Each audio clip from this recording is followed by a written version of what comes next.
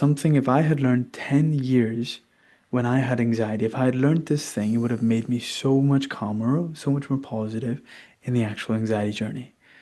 Here's what we're going to learn: how to reframe anxiety as a signal, not a threat.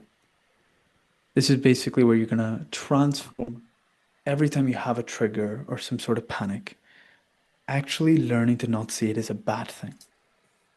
The second thing we're going to talk about is the actual advantages you have every time something negative happens, which is weird because you think if something bad happens, you don't have an advantage, and it's this is what it is, and it's a bad thing that sets you back.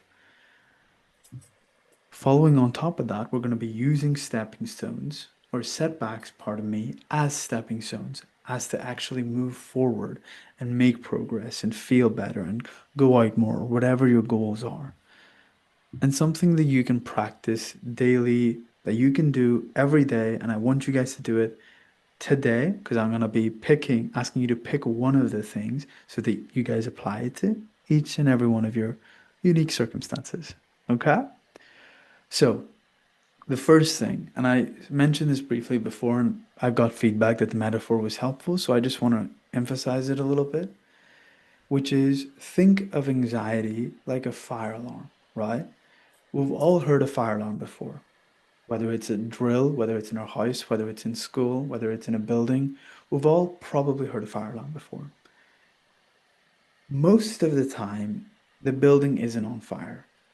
Of course, there's unfortunate incidents when you are, but the average person, most of the time, the building isn't actually coming down and it's like the worst traumatic incident ever.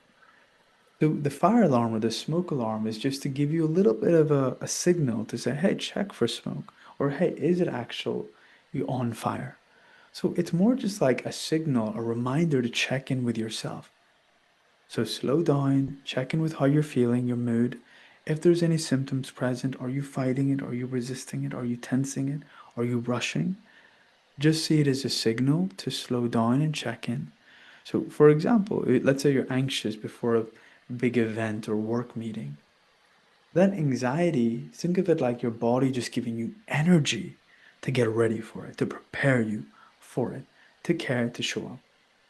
And this is insane that no one tells you this. I can't believe your doctor probably didn't tell you this, which is the physiology between anxiety and excitement is so similar that the only thing that makes the difference is your perception of it and your subjective interpretation of what's happening, which is insane. So that means you feel the same thing, but your brain sees it a different way. And because of that, it ruins the day or ruins the next thing that's coming up. So it's energy and use it as a signal to check in and understand and be curious. Okay, what is it that I need to check in on? Right?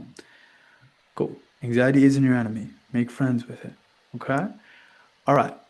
So I just kind of want to talk about strengths that you can happen when you're struggling.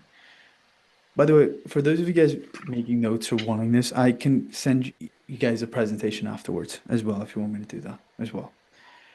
Now, in terms of strengths to struggle, think of it like a muscle, right? So if you go to the gym or you know someone that goes to the gym, they would tell you that, the muscle isn't going to be made by you eating pizzas, right? Or Domino's. It's only going to be made if you put it under tension and you break it apart so that it can grow bigger again. That's actually how muscle growth works. You break apart the muscle fibers and they regrow bigger and stronger. Think of your mind and your nervous system in the same way. It's like, okay, when I have anxiety or a negative thing happens, or even just an annoying thing happens, like a parking ticket or a little car accident or a bill or whatever it may be, or you lost something, and you see that stress, this is your opportunity to find the strength through that struggle. So this is a sugar icing on top that you guys have because you have anxiety or had anxiety, which is that people with anxiety usually become more self-aware if they get to a place where they're healed and regulated. And they actually really are emotionally intelligent of not just their own emotions, but other people's emotions, whether it's a stranger, whether it's your partner, whether it's your kids, whether it's your friends, whatever. So kind of the takeaway that I want you guys to take away, I guess, from here is just write one strength that you've kind of gained because of anxiety. Like even as you're sitting here listening to this, think about one thing in your life that as a result of anxiety, you've actually developed a skill, whether it's resilience, whether it's confidence, whether it's persistence, despite up and downs. You probably learned at least one sort of skill or superpower from dealing with that struggle, which I think is pretty cool, right? Okay. And we're nearly there. Using step backs as not things to take us backwards, but stepping stones to go forward. So, for example, right, if you have a roadblock and you think, oh no, the path is blocked, I am not going backwards, that roadblock might actually be the very thing you need to take a different route that could be the shortcut that could actually get us where we want to go and maybe even faster.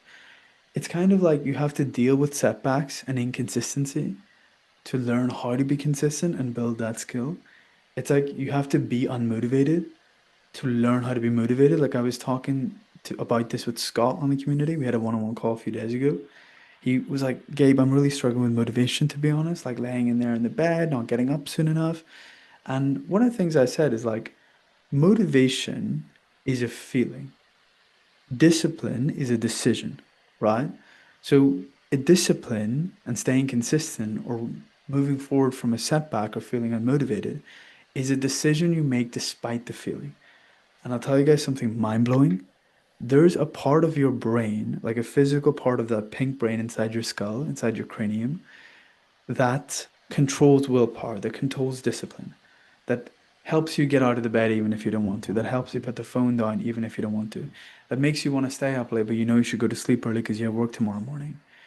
That part of the brain that controls discipline, it only gets stronger if you do things you don't like, right? So, for example, if I love to run and I then go for a running session, that part of my brain won't get bigger. But if I hate running and I go for a run, that part of my brain will. So even though two people may be doing the exact same thing, if one person likes the activity as opposed to the second person not liking the activity, you won't get better at it. Which I think is pretty cool because setbacks is usually things we don't want to do. If you're in a rut, you don't want to go for a walk. If you're in a rut, you don't want to start back to meditation again. So I think use it as a stepping stone to learn to improve your discipline and willpower. For example, a panic attack might stop you today, or even just stop you for a few minutes if we're being real. But if you can learn regulation tools, coming back to the present moment, those things will help you for life, right? And this is kind of the last slide that I want you guys to take away from today. Think of it like you're viewing your life through a camera lens. Where you focus is what you see most clearly. So as you're going through your day, every time something annoying happens, whether it's anxiety related or not anxiety related, see if you can see a silver lining, right? So for example, it's like as soon as you woke up, what's one thing you could be grateful for? For example, if I woke up and I was blind, I would be much more grateful that I'm not blind. But it could be as simple as, hey, I get to see my mom today. I get to see my dog today. I get to see my wife or my husband today. Or I get to see my friend later on. Or whatever it is, just something small.